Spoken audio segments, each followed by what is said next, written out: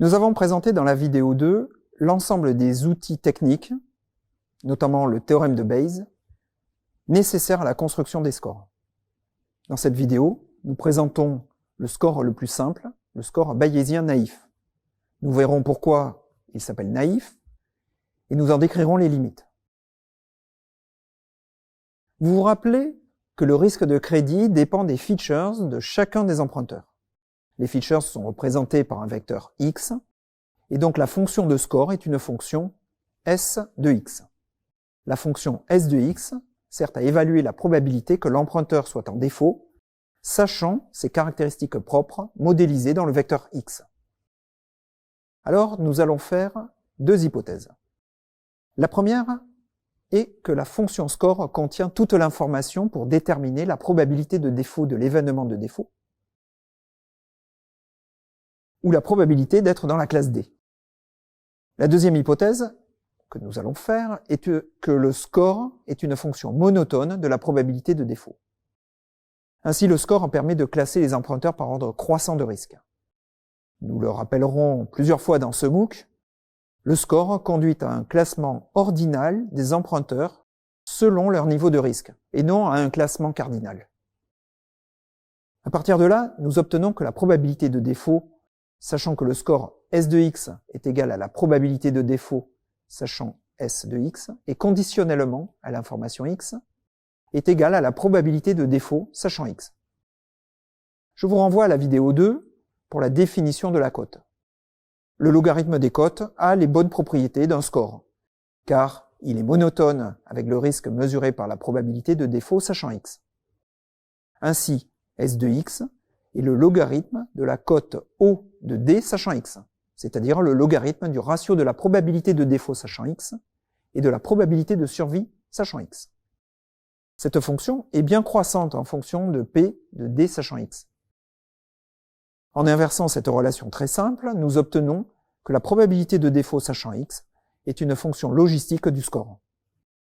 Comme nous venons de le voir, le logarithme de la cote est un score possible.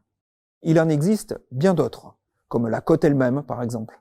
Le choix du logarithme de la cote donne au score une autre propriété utile pour l'interprétation, celle de se décomposer en une somme de deux termes. Un premier terme qui ne dépend que de la population globale du portefeuille, et un second terme qui dépend uniquement des features. Ce second terme, qui est une fonction que nous appelons W, et qui dépend seulement de la valeur de la feature x, eh bien ce terme est spécifique à l'emprunteur. Cette fonction W de x est simplement le logarithme de la fonction d'information que nous avons vue à la vidéo 2, c'est-à-dire le logarithme de la probabilité de x sachant défaut, divisé par la probabilité de x sachant survie. Parmi les avantages de cette fonction de score, nous trouvons bien sûr le lien avec la fonction logistique. C'est aussi la séparabilité des effets de portefeuille et des effets spécifiques. Effets de portefeuille d'une part dans le premier terme, effets spécifiques d'autre part, au travers de la fonction W de x. Afin de donner une interprétation à la fonction d'information W de x, nous appliquons le théorème de Bayes aux deux termes composant la fonction d'information. Ainsi, P de x sachant D est égal à P de D sachant x multiplié par P de x divisé par P de D. Et de même, P de x sachant ND est égal à P de ND sachant x multiplié par P de x divisé par P de ND. En substituant ces deux expressions dans la formule de la fonction d'information, nous obtenons que W de x est le logarithme d'un ratio dont le numérateur est la cote du défaut sachant x et le dénominateur est la cote du défaut sur tout le portefeuille.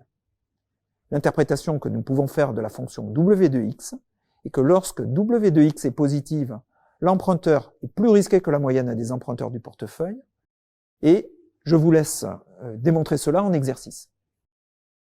Alors revenons sur l'exemple de la banque de Vinci, et en particulier sur l'exemple du portefeuille immobilier pour lequel eh bien, nous avions des emprunteurs qui possédaient trois types de statuts, soit ils étaient propriétaires, soit locataires, soit investisseurs. Le premier terme de notre fonction de score, la constante S indice pop, est égal au logarithme de la probabilité de défaut divisé par la probabilité de survie. C'est-à-dire le logarithme du ratio entre le nombre de défauts et le nombre d'emprunteurs qui survivent. Dans notre exemple, c'est égal au logarithme de 125 sur 1025, et cela nous donne moins 2,10. La valeur de W de x pour x prenant la valeur propriétaire est égale au logarithme de la probabilité d'être propriétaire sachant défaut, divisé par la probabilité d'être propriétaire sachant survie.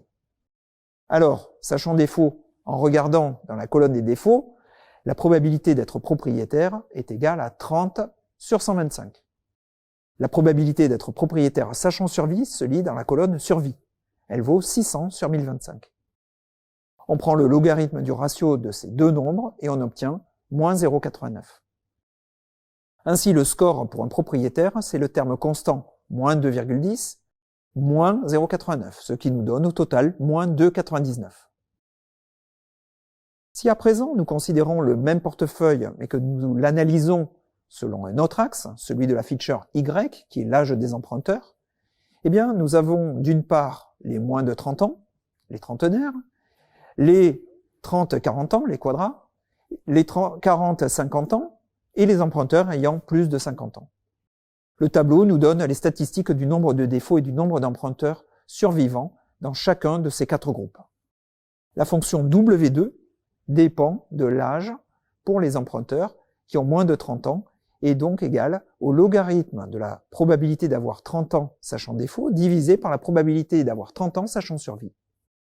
Donc sachant défaut, c'est-à-dire dans la colonne des défauts, je lis la probabilité d'avoir moins de 30 ans comme étant le ratio 30 sur 125.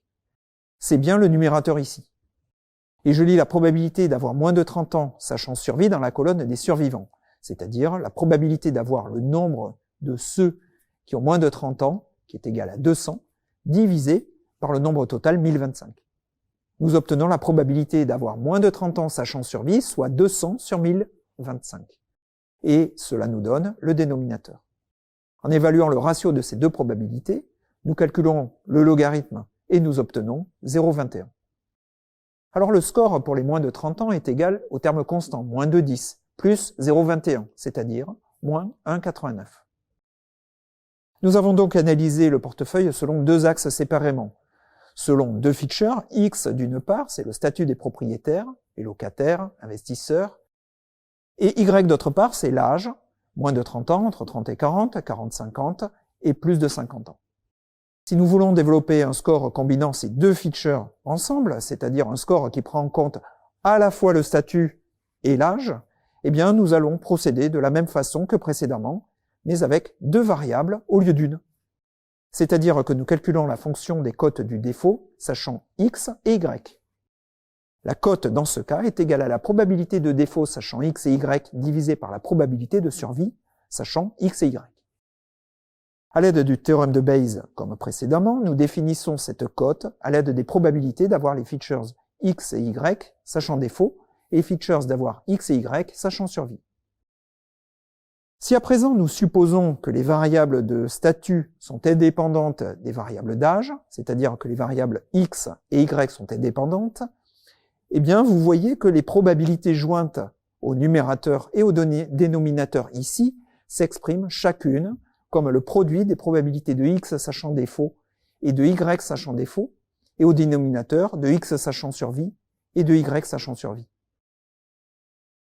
En passant au logarithme, nous obtenons la somme de trois termes, un premier terme lié au portefeuille et indépendant de x et y, un deuxième terme dépendant de x uniquement qui représente le statut, et un troisième terme dépendant de y uniquement qui est l'âge. Nous notons que les deuxième et troisième termes, W1 de x et W2 de y, respectivement. Nous avons déjà calculé ces trois valeurs pour les propriétaires de moins de 30 ans, et voilà ce que cela donne. La composante liée au portefeuille est toujours la même constante, moins de 10, c'est SPOP. La deuxième composante liée au statut résidentiel W1 pour les propriétaires, c'est moins 0,89. Enfin, la troisième composante, W2 pour les moins de 30 ans, c'est 0,21. Ainsi, le score de X et de Y, c'est-à-dire pour les propriétaires de moins de 30 ans, est égal à la somme de trois termes égaux respectivement à moins de 10, moins 0,89 et 0,21. La valeur du score est donc de moins 2,78. Ce score bayésien est appelé naïf car il s'obtient en supposant les features indépendantes entre elles, ce qui est une approximation généralement simplificatrice, mais fausse, et se calcule par simple comptage des populations dans les différentes sous-catégories d'emprunteurs. Il y a un lien entre la probabilité de défaut sachant les features, c'est-à-dire propriétaires de moins de 30 ans, la probabilité de défaut et la fonction logistique du score qui est donnée par cette formule-ci avec un score à moins 2,78. Par conséquent, la probabilité de défaut est égale à 5,84% dans cet exemple. Avant de conclure, faisons quelques observations relatives au score et que je vous laisse vérifier à titre d'exercice sur le score bayésien naïf. Tout d'abord, la probabilité de défaut est une fonction croissante du score. Si nous définissons un nouveau score comme étant l'opposé de celui-ci, alors ce nouveau score a encore les bonnes propriétés d'un score. La probabilité de défaut est décroissante en fonction de ce nouveau score, mais elle reste monotone. Ainsi qu'un score élevé représente un risque faible ou un risque élevé n'a pas d'influence. Il s'agit d'une simple convention.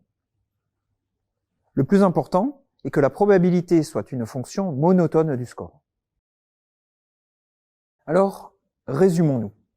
Un score doit être une fonction monotone de la probabilité de défaut.